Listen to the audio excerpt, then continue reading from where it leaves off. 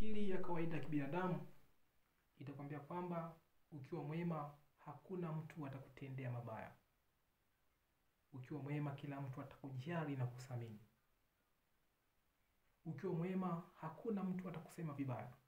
Lakini ukweli katika maisha, unaweza ukawa mwema lakini bado watu wakakuchukia. Unaweza ukawa mwema lakini bado watu wakakusema vibaya. Unaweza ukawa mwema lakini bado watu wakakutendea mabaya. Kwa hiyo unapokuwa mwema, unapaswa kujiandaa kisaikolojia kwamba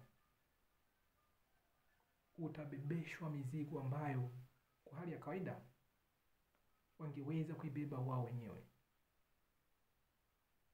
Watakubebesha mizigo ya madeni. Kwa maana kwa sababu ya wema wako utawakopea watu, then utajikuta unalipa mwenyewe. Utabebeshwa mizigo ya watoto wao kwa sababu ya wema wako. Kwa hiyo unapaswa ujiandae kisaikolojia kwamba unapokuwa mwema utabebeshwa mizigo kwa hali ya kawaida wangeweza kubeba wao wenyewe. Vile vile unapokuwa mwema, watu watataka kutake advantage kupitia wema wako. Kwa maana kupitia wema wako watu watataka kunufaika na wewe. Kwa hiyo unapaswa ujiandae kisaikolojia kwamba unapokuwa mwema, watu watataka kunufaika kupitia wema wako. Na watu watakubebesha mizigo kwa hali ya kawaida wangeweza kubeba wao wenyewe.